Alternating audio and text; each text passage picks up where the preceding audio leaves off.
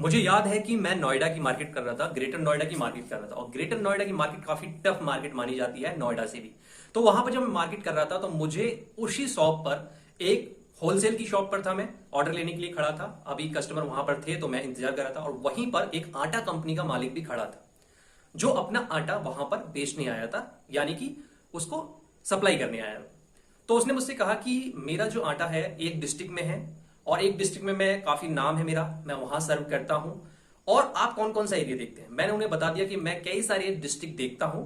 तो उन्होंने कहा कि आपके जो भी डिस्ट्रीब्यूटर हैं या आपके नॉलेज में जो भी डिस्ट्रीब्यूटर हैं, आप हमारी आटा कंपनी का उन्हें डिस्ट्रीब्यूटर बनवा दीजिए, या आप बिकवाइए और कमीशन लीजिए। मैंने साफ मना कर दिया। मैंने कहा मैं एक कंपनी से जुड़ा हूं और मैं इसी कंपनी का काम कर सकता हूं, दूसरी कंपनी का नहीं कर सकता।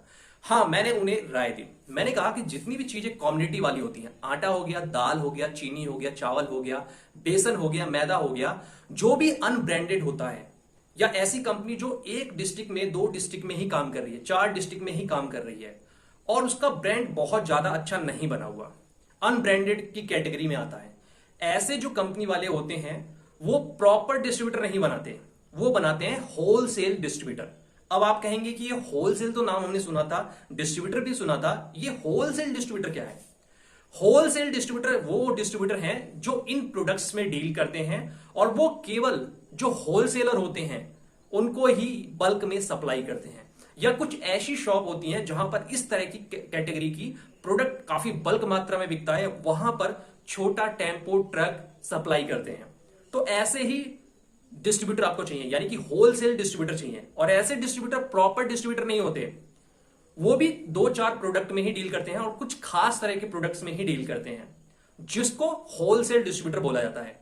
तो मैंने उन्हें राय दी कि आप परमानेंट डिस्ट्रीब्यूटर बनाने से अच्छा है कि आप हर एक एरिया में, छोटे छोटे एरिया में 50 दुकानों के ऊपर एक होलसेल डिस्ट्रीब्यूटर होता है, उनको डायरेक्टली सप्लाई करें। या कुछ ऐसे डिस्ट्रीब्यूटर हैं जिनको हम होलसेल डिस्ट्रीब्यूटर कहते हैं, आप उनको ट्रक का ट्रक माल बेच दें, और एक बार अगर उनसे रिलेशन बन गया तो आपका प्रोडक्ट दूर दूर भी पहुंच जाएगा।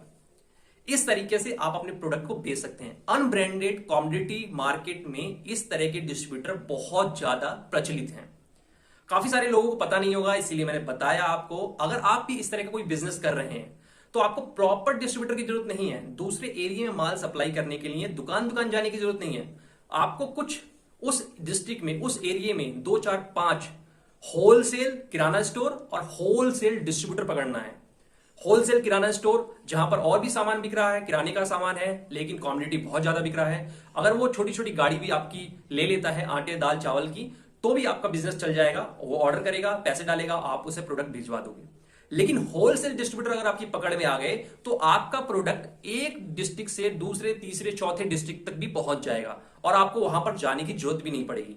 होलसेल डिस्ट्रीब्यूटर एक नया डिस्ट्रीब्यूटर सेटअप है, जो कि जहां पर ज्यादा भीड़ भाड़ वाला इलाका होता है, जैसे दिल्ली एनसीआर हो गया, इस तरह के इंडस्ट्रियल एरिया वाले जो इलाके होते हैं, वहां पर होलसेल डिस्ट्रीब्यूटर बहुत चलता है। और ये होलसेल डिस्ट्रीब्यूटर कई जगह सप्लाई करते हैं। ये किराना स्टोर को भी सप्लाई करते हैं, इंडस्ट्रियल जो कैंटीन होती है, जो कंपनियों के अंदर कैंटीन होती है, वहां पर भी सप्लाई करते हैं, और छोटी मोटी जो कंपनी होती है बेकरी की या बिस्किट की, वहां पर भी सप्लाई करते हैं।